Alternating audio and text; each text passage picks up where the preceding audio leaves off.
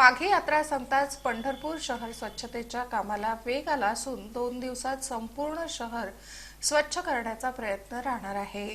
पंढरपूर शहरात 20 फेब्रुवारी रोजी एकादशी सोहळा पार पडला। माघी यात्रा कालावधीत पंढरपुरात श्री विठ्ठल रुक्मिणीच्या दर्शनासाठी परराज्यांसह राज्यातील इतर जिल्ह्यातून भाविक मोठ्या प्रमाणात दाखल झाले होते। यात्रा कालावधीत सुमारे 5 ते 6 लाख वारकरी भाविक दर्शनासाठी आले होते। जिल्हाधिकारी कुमार आशीर्वाद आणि पंढरपूर नगर परिषदेचे प्रशासक सचिन इथापे यांनी यात्रा संपण्याच्या मार्गावर असताना पंढरपूर शहर लवकरात लवकर स्वच्छ होण्याच्या दृष्टीने विशेष स्वच्छता मोहीम राबवण्यात यावी अशा सूचना दिल्या होत्या।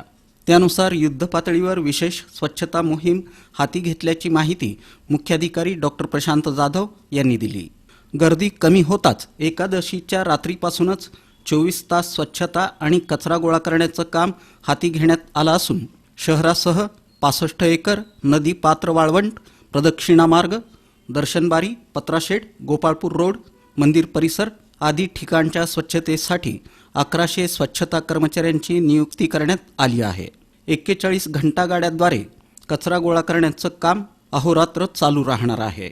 4 tipper, 2 compactor, 1 dumper प्लेसर, 4 dumping trolley आणि JCBच्या साहाय्याने दररोज 70 ते 80 टन कचरा उचलण्यात येत आहे।